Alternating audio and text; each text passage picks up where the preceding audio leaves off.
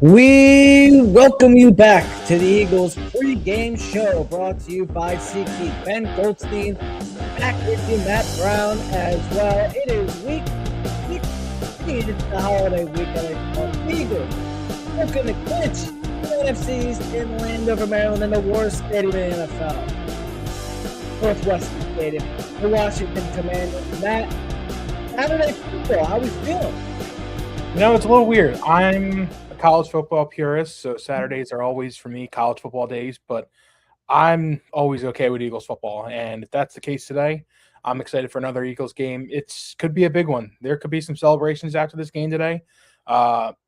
Big ramifications not only in today's game, tonight's game as well, between Green Bay and Chicago too. So it's a full day of us, trying to figure out where we stand, but only 3 weeks to go in the regular season. Yeah, and I mean, we just watched it. Speaking of college football, a lot of college playoffs going on starting today. Yeah. Just had a pretty boring one that had a good ending. Oh, come on. That's a great game. But Matt, what are we thinking? Who's bringing home the national title this year? Man, my pick ain't in it this year. No, they're not. I wish they were, but my pick is the Georgia Bulldogs. I think they got a really good defense again this year. I don't think even though Ohio State and Indiana, I'm a Big Ten guy, I think it's a Georgia Bulldogs SEC championship or SEC win for the college football playoff this year. That's who I'm going with. A lot of Eagles would be happy with that result. And yeah, you mentioned it. We could have some Georgia Bulldogs celebrating tonight in the Eagles locker room. As we mentioned at the top of the program, NFC East clinch possible tonight for the Eagles here in week 16. They'll do it tonight with a win. If they don't win tonight, if the Cowboys fall to the Chargers tomorrow at 1 o'clock, we could have an Eagles clinch as well. So, the Eagles, they control their own destiny, but could get some help from the Dallas Cowboys as well. And something notable, the NFC East, there has not been a repeat winner since 2004. 2004. I was born 3 years later. That is a long time ago, Matt. Yeah, I was 2 years old, so thanks for making me feel old. But no, it is it's crazy that it's gone on this long, like 20 plus years that this has happened. And I don't know if that's more for the mediocrity of our division, because this division has only produced 2 Super Bowl winners. Only the 2 of the teams that produced Super Bowl winners, the Giants and us. We each have won 2 during that 20-year stretch. But I don't know if this is just like nobody can consistently stay good, or just like we're just all mediocre in the sense of it. I mean, we have Super Bowls for we have Super Bowls to back it up, but it's crazy that it's gone on this long. But finally, and hopefully, barring any craziness the rest of this year, it looks like that streak's going to end. And it kind of just shows you how, not even want to say dominant, just how much the Eagles have really been in play for that division over not only just these past 5 years, but really the last 10 years since the first Super Bowl. They have felt that they have really been in it every single year except for the COVID season, 2021. That's been pretty much the only season they haven't been competitive in the last decade. And it just shows you that this team has been on the forefront of winning and right on the doorstep of being one of, if not the best teams of the last 25 years, really. Like you got a team like New England who's 7 Super Bowls, and another team like Kansas City was 3. We're going for 3 right now. We're right in that echelon of top premier teams over the past two decade plus. That is for sure. Eagles looking to win their second straight NFC East championship today. Matt, will you buy a shirt if they win tonight? Ooh, I don't always buy division shirts. Last one I bought was 2019. And it's not really that great. It's one of I think the worst Eagles shirt I have. I've worn it on the show before. It's the green one that says the East is not enough. It's the dumbest saying ever. I think it's so, but it's actually really, really funny because I have it. I don't know. I've bought Super Bowl gear for all 3 Super Bowls we've been to. Division titles, I really haven't bought that many. Like it's kind of few. So probably not. I see this team as having bigger goals than just getting to the playoffs and winning the division. So I'd like to save that for if we get back to the Super Bowl or the NFC Championship, or however far we get. So we'll see how far that goes. Yeah, I will not be buying an NFC East championship shirt. I mean, I typically will get, if they win the NFC and, of course, the Super Bowl. I have those, but No, for an NFC East championship, no, I will not be purchasing a shirt. Anyway, let's throw it back to last week against the Las Vegas Raiders in perhaps the Eagles' best game of the season. Yes, it was against the Raiders, but I'm taking this as a full-fledged, like, let's go. The Eagles are back, Matt. What a great performance. This team going back to the Super Bowl. Are you feeling like that after that? No, 100%.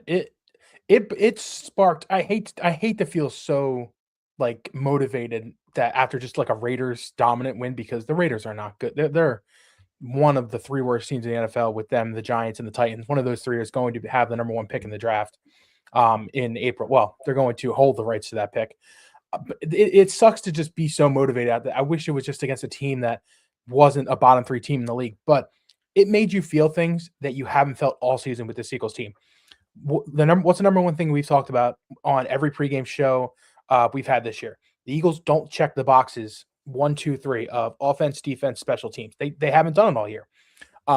And rightfully so. The first time all season for a full game length, they checked every single box that they needed to and ended up dominating that game. And I think what helps me feel better about this is how much they really dominated in this game. The offense didn't really need to do much. They did exactly what they needed to.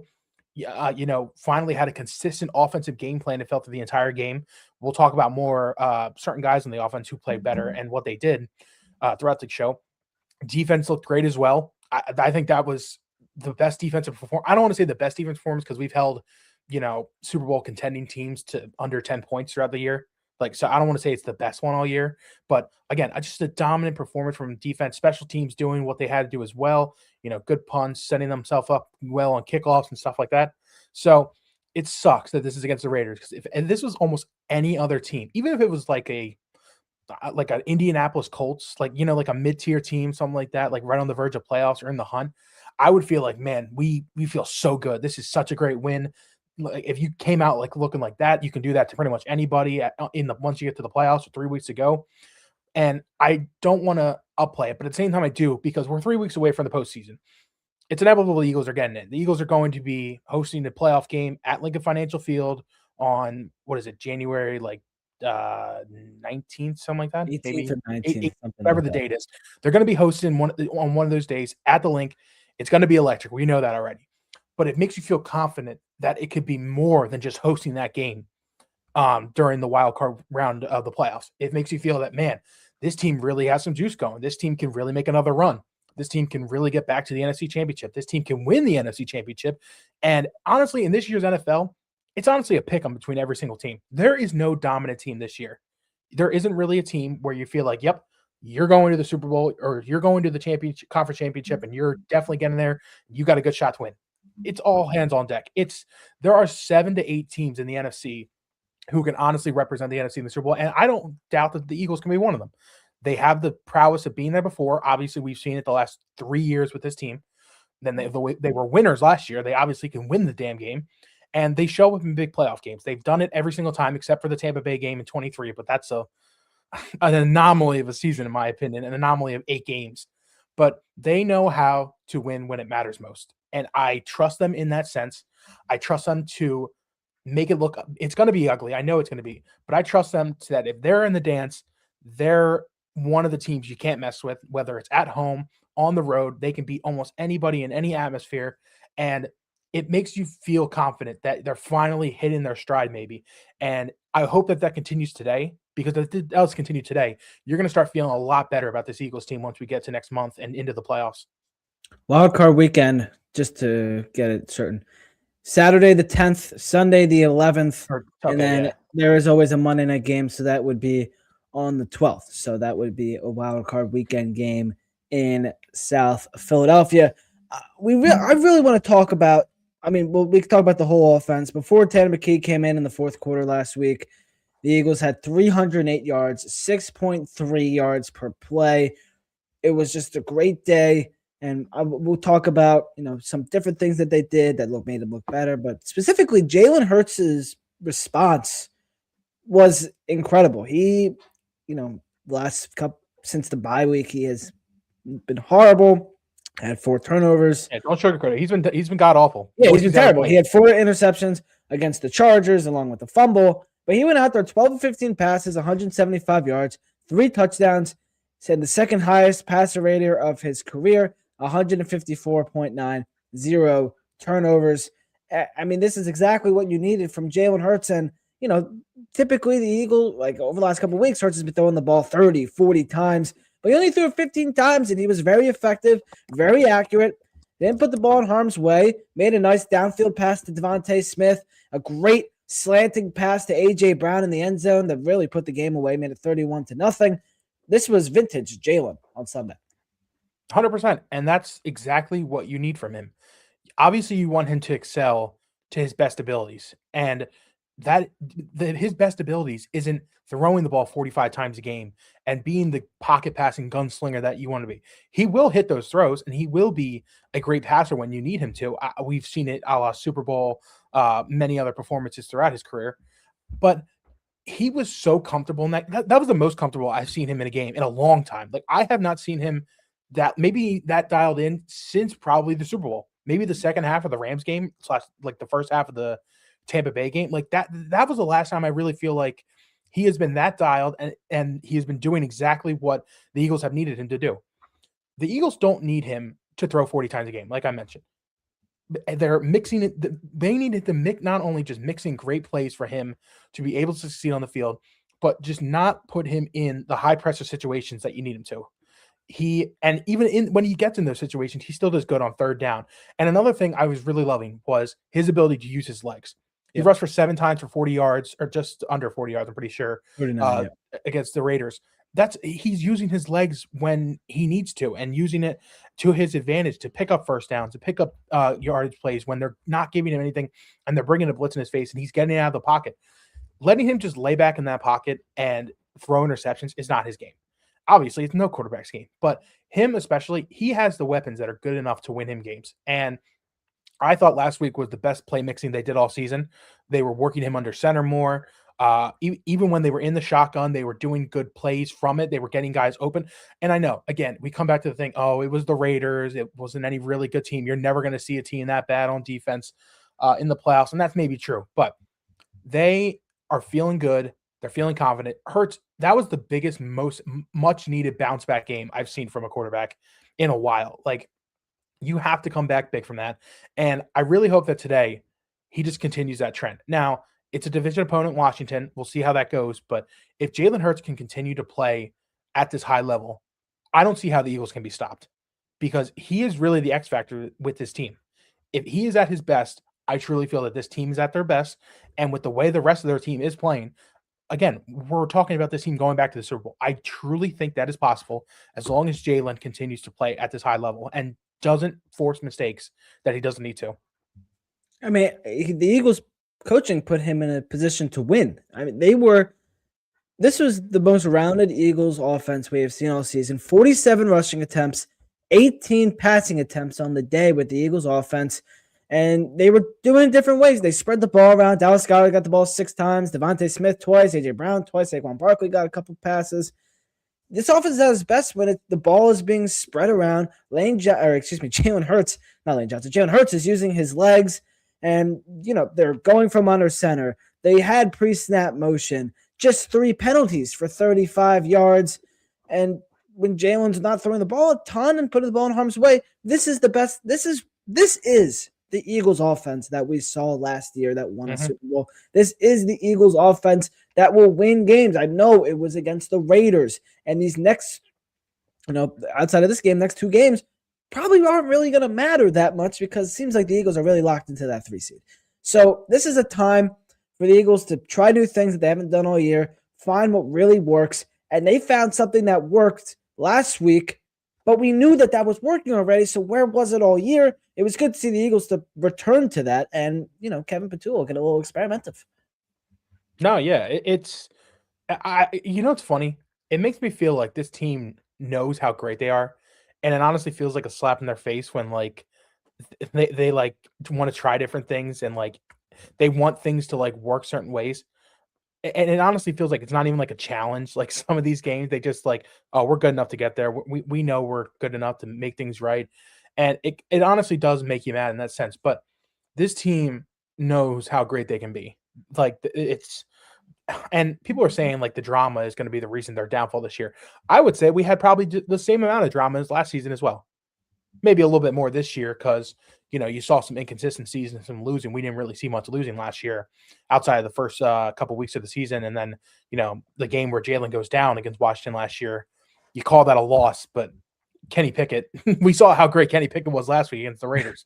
If Kenny Pickett last season was such an anomaly, and especially in games like that. But you see how great this team can be. On paper, they have a loaded roster, loaded defense. I think they have some of the best offensive weapons in the league. And again, it's going to come down to one guy and one guy only. And that's how many teams are. It's going to come down to the quarterback. It's going to come down to Jalen Hurts. If Hurts shows up and he continues playing at this great pace, it's going to be great for the Eagles moving into January. Like you mentioned about the games coming up, we'll see how after today's goes, if they end up winning, how they're going to handle the next few weeks with the game going on the road to Buffalo. That's a really big tester. And honestly, people are saying it's not the best thing in the world to be playing like that great of a team late. I honestly think it's great. I think that gives you like an early playoff-esque atmosphere. Like I know you've been getting a lot of them with the Green Bay game, the Detroit, the Dallas, going to the Chargers too. You've been getting a lot of playoff-esque environments over these last 6 weeks, but going to Buffalo this late in the year, it's going to make you feel like the juices are up and you're honestly going to want to go out there and win. I know you're saying you might not be playing. I think that week they're probably going to play, but we'll see. And we'll talk about that later too on what the rest of their season could look like. But, that's a game where it's going to be really interesting to see how the Eagles look forward the next couple of weeks, because I think that this team is getting healthy on the right side and getting to the max potential of this team. So we'll see how it goes. But right now we're focusing on Washington, and I really feel like today they come out swinging again. Yeah, and another thing, Eagles were 7 for 9 on third down last week, which too. is something they have really been struggling with. So it was good to see them, execute on third down. And a lot of it was with Jalen's legs as well, which was really good to see. Now they have to carry that momentum into today. This Washington Commanders defense, they allowed 26.8 points per game. They're not a very great unit. You still don't have Lane Johnson, and I was kind of weirded out by this Lane Johnson stuff because it was reported last week that Lane was going to practice this week, maybe return for this game. He didn't practice all week, so I personally am in the group. Rest them until the playoffs. Him and Jalen Carter make sure they're 100% ready to go for the postseason. So I'm fine with him not practicing or playing. But that was such a weird report, and then he just doesn't even. We don't see him at all. No, yeah, he was actually out there today practicing with the offensive line, so that's some good signs for Lane. Yeah, maybe that. I guess that counts as him practicing this week. Yeah, so it's really interesting because they're in a really interesting spot with him and Jalen. I am of the understanding if both of them are healthy, when they are fully healthy, they're probably, I would say, 2 and 3 on the most important scale of this Eagles team behind Jalen. Like having Jalen, obviously, you need a stud quarterback to run this team. And I know you're going to say, oh, well, Saquon Barkley is really important. Jordan Mailata is important. I get they're all important. But you see it with Lane. Lane's record, Eagles' record without Lane is astronomically bad. Like that was our first win without Lane in 6 games. I don't even know what the number was. It's something like that, though. They lost the 3 previous without him. And then they go back to last season. Well, he missed the Tampa Bay game last year as well. That was another loss. Their record without Lane is so bad. It's not even funny. And it makes me nervous for him almost retired. I would not expect Lane to be here maybe even after this season, probably after next year's 2020, after the 26 season, maybe not after that one too. So it's getting a little scary to the future with that. And then Jalen Carter, we talk about him so much. We consider him such an underrated player in this league just because he's not going to put up the numbers that some other D tackles put up just because the amount of double teams this guy faces is unbelievable. But it just shows you how great he is because when he is getting double teamed, the rest of the defensive line just feeds and does so many great things. And you see it on the field with the great Jordan Davis performances that he's been putting up, Jalen Phillips, Mora Jomo, Jalix Hunt. So those 2 guys are so important to this Eagles team. And if they feel that they can get them healthy, 100% healthy for round 1 of the playoffs, and they can stay healthy until a Super Bowl run ends in February, then if they feel it's the best thing to keep them out, keep them out. That's just how I feel. They will survive the Eagles. Like you said, we just got to win today, and we're in the playoffs, winning the division. So, and they're hosting a home game. if that's how they feel is best, that's okay. You just have to. This is a tough injury for Lane as well coming back. Liz Frank, that's nothing to mess with. Jalen with the shoulders too. I'm sure this has probably been bugging him all year, and that's another thing you just got to be careful with. But as long as they can get back to the playoffs, I'm okay with whatever decision they want to make. If they want to keep them out, they want to keep them out. That's fine. But they need to be healthy for all January and February. You're hoping February as well for the Super Bowl if they can get there. All right. How will the Eagles fare against Bobby Wagner and Von Miller and this Washington Commanders? It's like the unction going on. It is honestly the unction. Commanders defense. For me, I think it's going to be a big running day for the Eagles. Last Saquon Barkley, a little bit of Tank Bigsby as well. But the Eagles, I think they get a lot of that done on the ground. What are you thinking for the Eagles offense today against the unction Washington Commanders? You know, I would think the run game is definitely going to be involved a lot. You know what we're just feeling? We're just feeling that Saquon just has his big 200-yard game that we're expecting him to have every season. You know, or like high 160s game. Like we just feel like that's been his miss. He just hasn't had that explosion this year in terms of explosion plays. Like he has had his moments where he breaks a big 20, 30-yard run, but I don't know. He just hasn't broke a 70-yarder yet. And that kind of worries you because you would want him to be doing that. That was Saquon all last year. My God, it felt like every week he was first play of the game. He would hand off Barkley left, right, center. He was gone to the end zone. Yeah, it sucks because you just wish that was his season this year. It just hasn't been that way, but he's still been great. But honestly, I think the big thing with the Eagles offense, I honestly think the passing game is going to be where the Commanders try to make Jalen and the Eagles win because they are not great in the air. And I feel like they know that, and they're going to try to stuff the run as much as they can, trying to combat that. And if they're going to make Jalen try to win this game 100% in the air with his arm. And I honestly think the receivers are due for a really big day. I think this could be a double 100-yard game for Smitty and Brown. And again, we preach this and we say we don't want Jalen throwing 35 times a game. And he ended up throwing 35 to 40 times a game today. I get it. But at the same time, they just need to mix well in today. Do what the defense is giving them and mix and just honestly try to prevent the defense from managing the game. You want to manage the game on both sides of the ball, defense and offense. You want to do whatever you feel you were comfortable with. So if they can do that, I will be happy once again. But again, it's going to be a rough day for this Washington team. They have been down on their luck. Like you said, it's the unction there.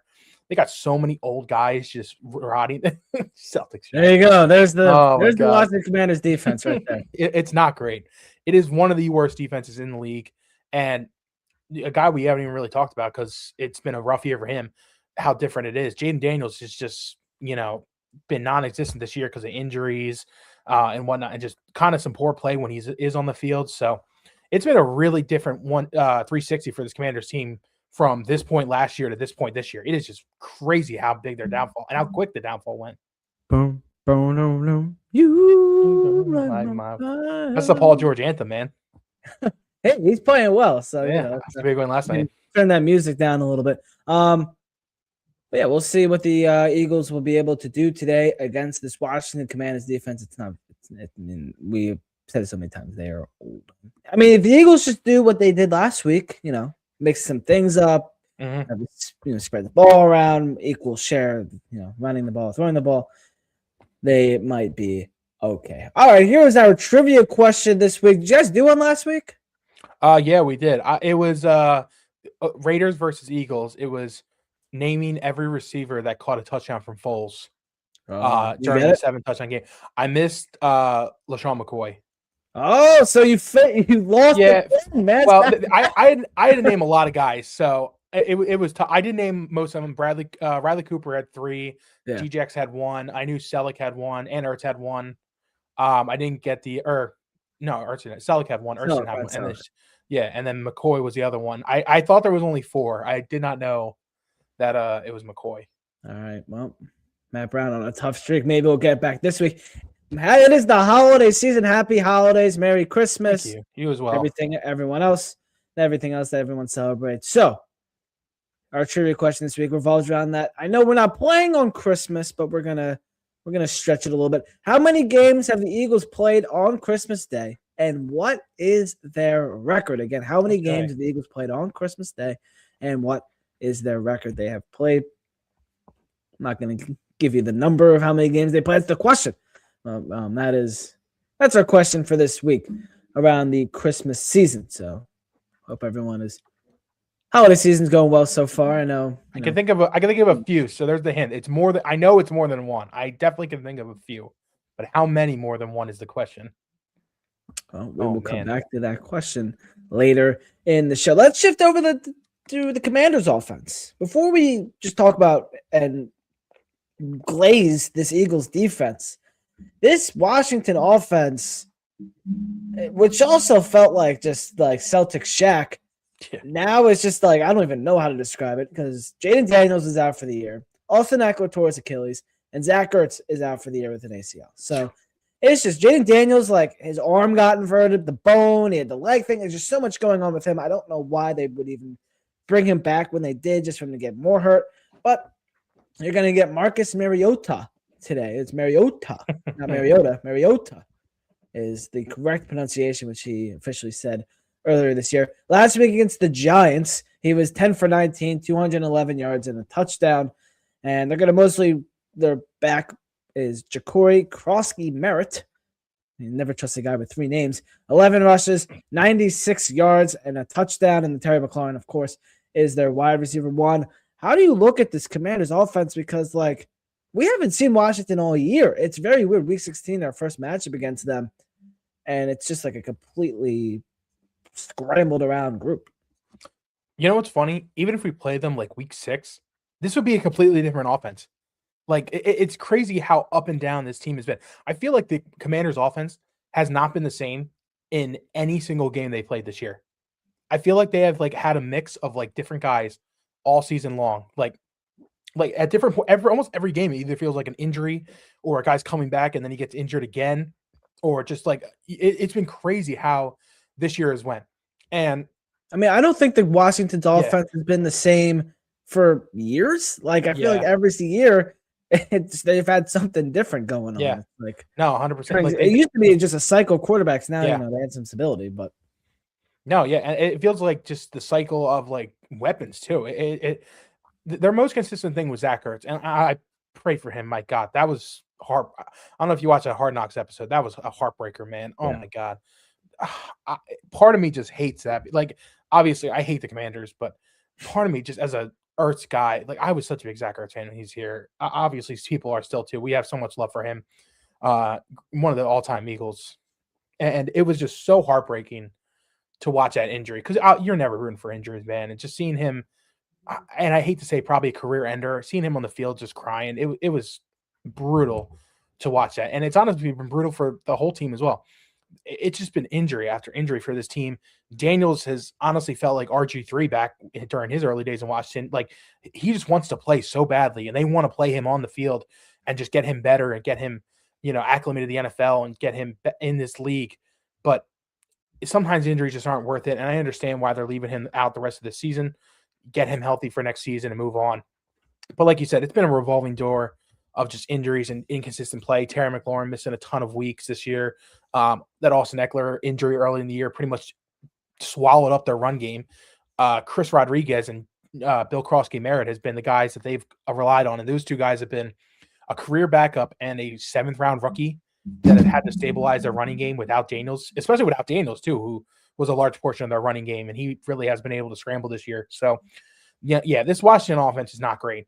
And I just hope that today, with the guys that they do have in Mariota and Terry McLaurin and the running game with JCM, I just hope that the Eagles can make it so that they just go down quietly and they're not extending drives like they shouldn't be. And honestly, just keeping them off the field is the really big key, because if the defense can handle that, I don't think Washington's offense is going to be able to muster up against the defense that the Eagles have right now. And I sure as hell don't think that Washington's defense can keep getting the ball back in Washington's offense's hands, because I think most are going to have 6. I don't want to say that again. They're going to have 7, 8 drives. I did not want to say that. 7, 8 drives today at most. And that's really give or take. Maybe they won't only have like 6. So we'll see how much they can even score. Please don't even score today. it's going to be a rough uphill battle for Watts. I would be very shocked if they put up more than 2 touchdowns today on the Eagles defense. If that's the case, other than like the Eagles defense is out of the game. If you're telling me in the first 45 minutes a game, if they put up more than 2 touchdowns, I will be very shocked. Like at that point, the Eagles should not be even close to that. And the only way I'll be accepting that is that the Eagles have like 50 on them at that point. Like they need to limit the drives that the Commanders have, keep the ball out of the Commanders' hands. And honestly, I think that's going to happen today because Washington's offense is just not ready for the beast that they're going to be facing today. Yeah, let's talk about this Eagles defense. Yeah. Last week, when they were in those starters running against the Raiders, they had just 66 yards. 66 yards through like 6/8 of the game. That is crazy. Finished with 75, the fewest total yards allowed by an Eagles defense since 1955 at Connie Mack Stadium against the Cardinals. Matt Brown was at that game, actually. The Raiders averaged an abysmal 1.8 yards per play. It was the Eagles' first shutout since 2018 in Washington, where the Eagles are playing today, and their first at the link since 2014 against Eli Manning and the Giants. And I mean, just so many great things. 4 sacks, numerous hits, just not allowing anything going on. And Zach Bowen had an interception on a great play by him. And the Eagles defense, nobody played more than 39 steps, which was great. Get them off their feet, get them, late in the year, guys are banged up. You want to let them get the rest and all that without Jalen Carter as well. And I know it's against the Raiders. I understand this Raiders offense. It might be the worst I've ever seen. And I've seen some bad offenses covering a lot of high school football over the last 4 years. But this Eagles defense group, like if there's any reason this team is not going down that 2023 trend, it's because of this unit, and it's led by an absolute mastermind in Vic Fangio. No, 100%. And honestly, last week was kind of like the game that the Eagles defense needed. Because if we're being honest, they kind of got punched in the mouth in that Chicago game.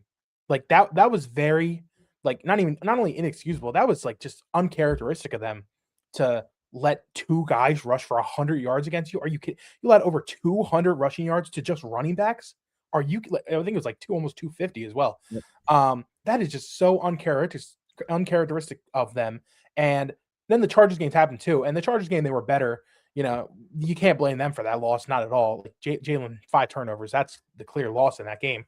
But it honestly feels like this Eagles defense is just such a great unit. And not only that, because of how deep they are, how together they play. Last year, they lose 4 starters from the Super Bowl. They lost Isaiah Rodgers, Milton Williams, Oren Burks, and Josh Sweat. 4 starters from the Super Bowl. And Darius Slay. And Darius Slay, too. Oh, my God, I even forgot about Darius Slay. 5 starters. That's a huge loss for this team.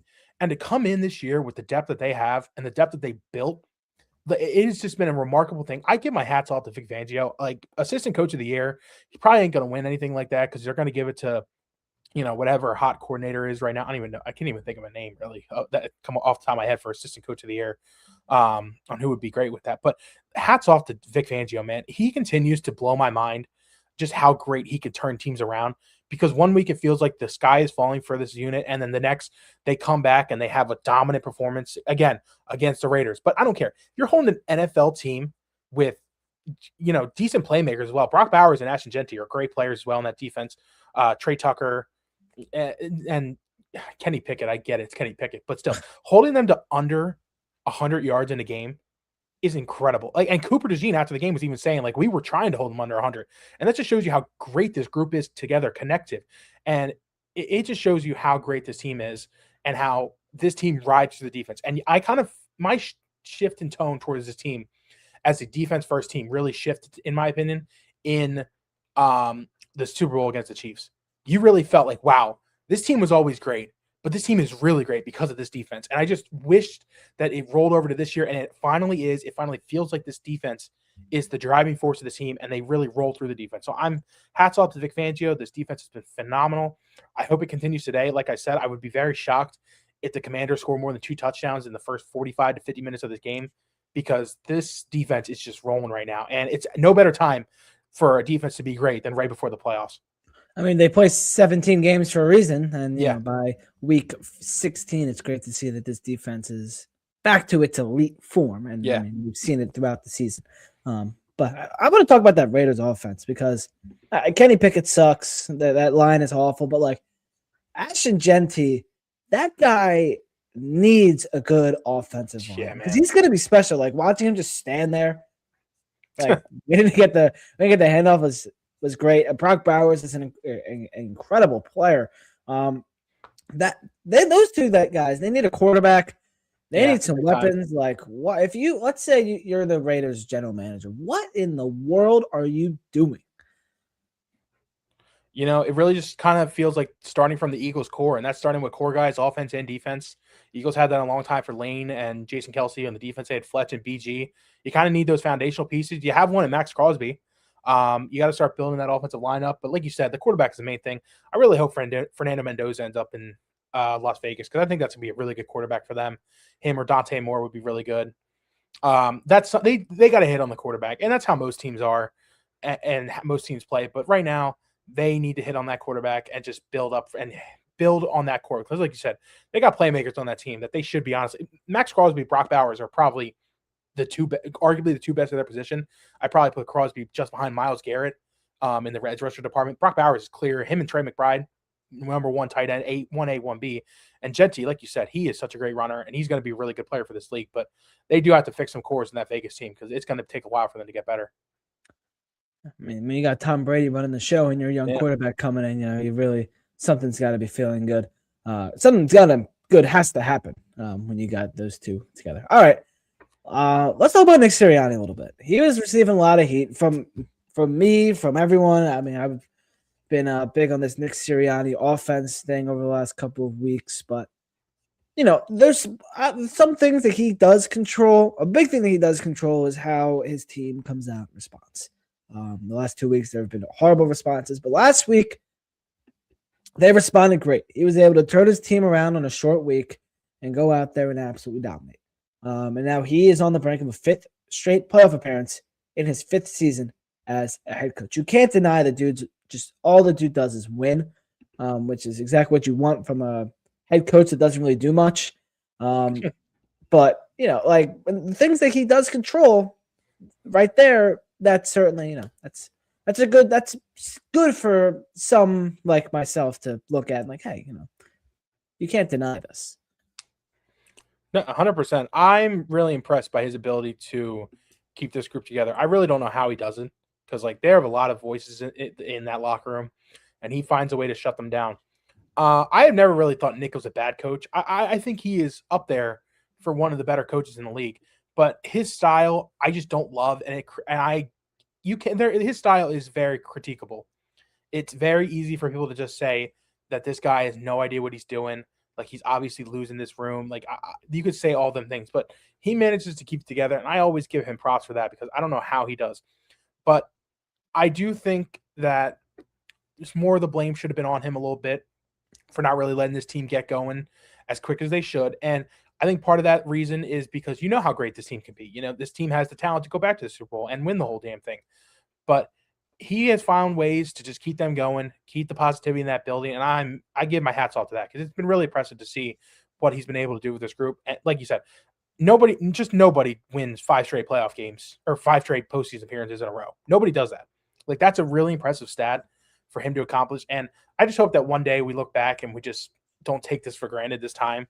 Because him and the rest of the Eagles team is really doing some truly great things in the city for Eagles football. This is the greatest era of Eagles football ever. 100%. Like when you look at it, I mean, and it's all being led by Nick Sirianni. He doesn't hire the best coordinators. His offense doesn't really work. But he is the mastermind behind it all outside, except of course Jeffrey Lurie and Howie Roseman. But it's Sirianni's team. So got to give him credit where credit is due. Now, if the Eagles win this game, Matt Brown is running to his local Dick's and he's buying his NFC East Championship shirt and the hat, and he's wearing it for our next show. No, he's not. But the Eagles will have a bit of an extensive week. They got an extra day. Then they go to Buffalo on Sunday, and then they will host Washington again for what will likely be or what will be a meaningless game. I mean, those next 2 games will probably be meaningless, but definitely meaningless. Week 18, against Washington at Lincoln Financial Field in the Kelly Greens. So,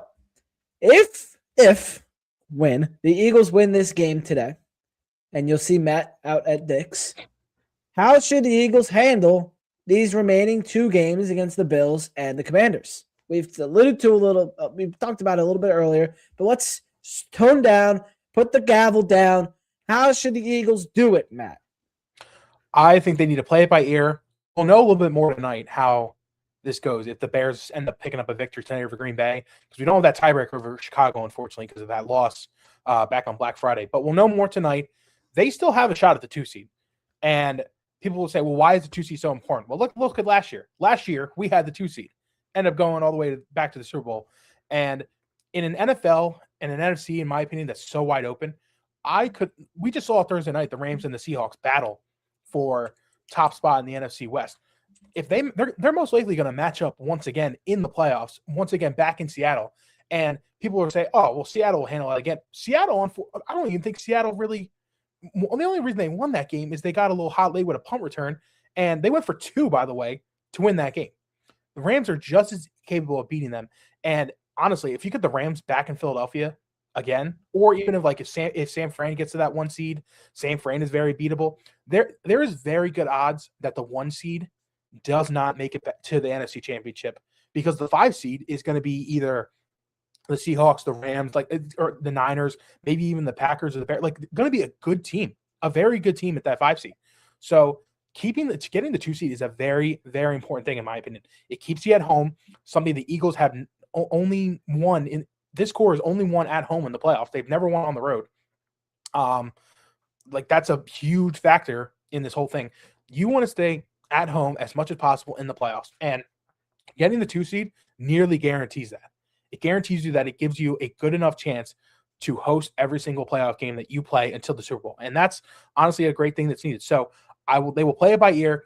I honestly think if they still have a decent chance to get into that 2 spot going into next week, they're going to go out and play Buffalo. I think they're going to go out and play Buffalo anyway and keep it going well. So yeah, they are very much in play for that top spot. They're either going to be 2 or 3. They're not falling to 4, and the odds of getting them 1 is astronomical. But getting to 2 is very much possible. And honestly, I think that should be their goal the rest of this year, even if it means playing that Week 18 matchup against Washington. We'll see how that keeps going. But for now, that should be their end goal, getting that 2 seed. Yeah. So the Eagles are 9-5.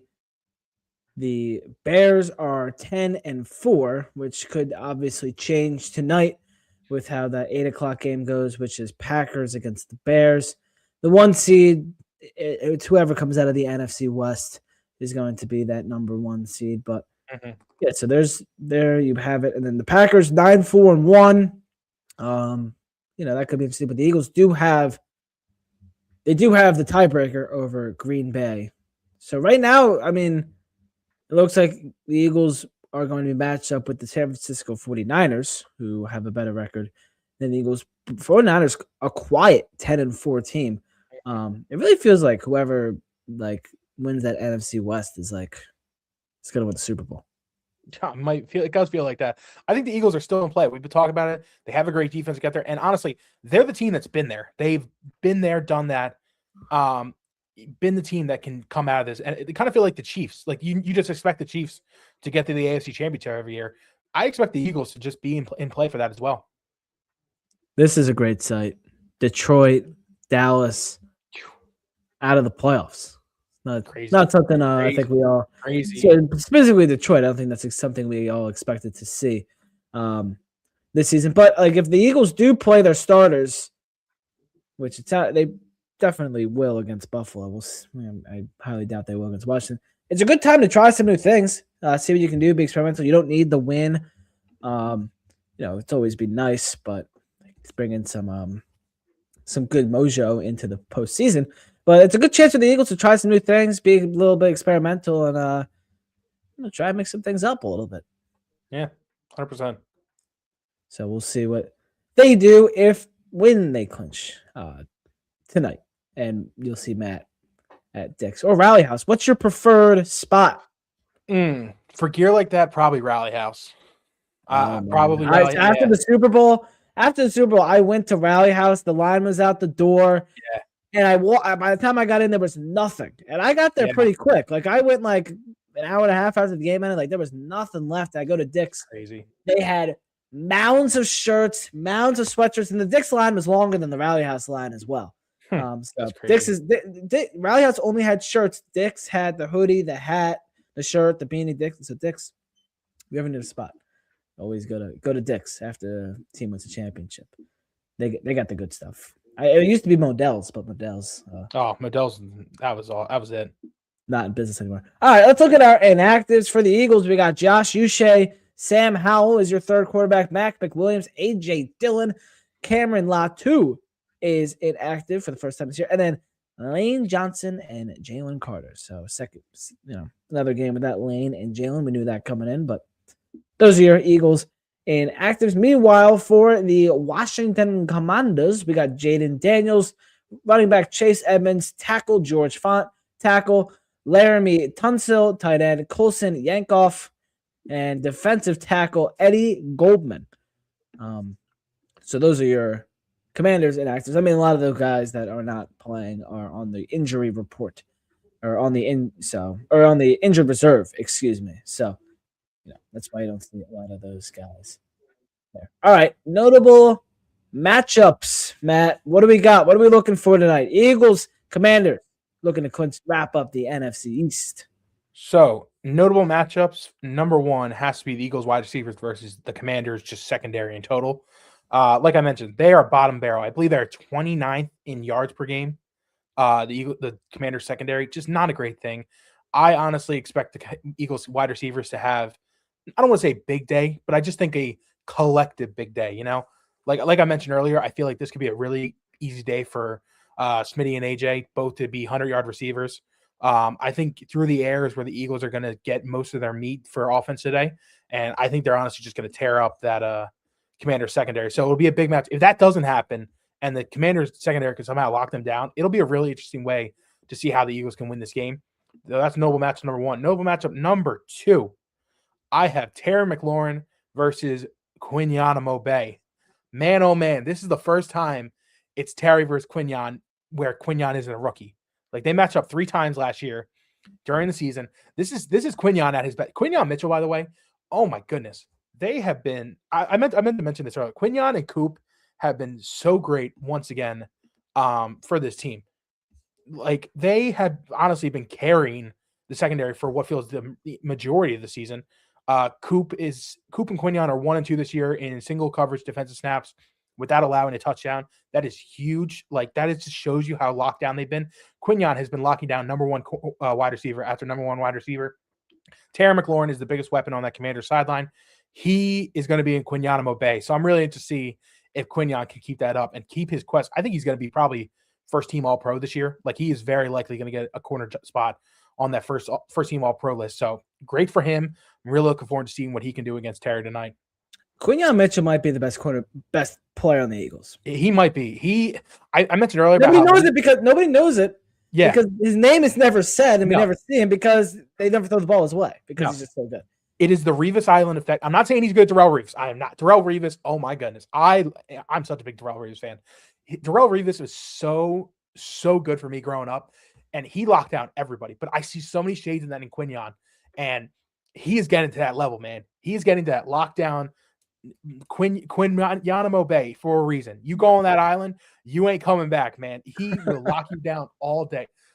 This dude has been so good, and he has just been so underrated. Just because he doesn't have interceptions, because nobody throws the ball at him. He has receivers he covers have 2 to 3 catches a game. He's not obviously going to get interceptions. I get it, but whatever. It has been such a great thing to see him excel in year 2. That was the big thing. Would Darius Slay not be on this team? Would that affect him? It does not affect him one bit. He has been even better than last year. I'm excited to see what top tier Quinyon Bay looks like against Terry McLaurin tonight. Yeah, he was very good against Terry McLaurin back in the NFC Championship game. Was a big part of why we didn't see much offense out of the Washington Commanders in that game. All right, our SeatGeek standout stars. Thank you to SeatGeek. They don't just sponsor this portion; they sponsor the entire dang production. So SeatGeek, if you need a holiday gift, it is so easy to go buy tickets on SeatGeek. You don't gotta go out and go to a Dick's, where you might see Matt Brown buy an NFC East Championship shirt. You just go online, you download the SeatGeek app with the link in our description, and you use code Philly Sports Report. We're going to give you a holiday gift. Philly Sports Report. Save $20 off your first SeatGeek purchase. PHILLYSPORT. SREPORT. Save $20 off your first SeatGeek purchase. Again, that's code Philly Sports Report. $20 off your first SeatGeek purchase. Click the link in the description or the bio to download the app and save. Matthew Brown. What do we got? Who are our SeatGeek standout stars outside of Quinyon Mitchell? I'm going to make them quick.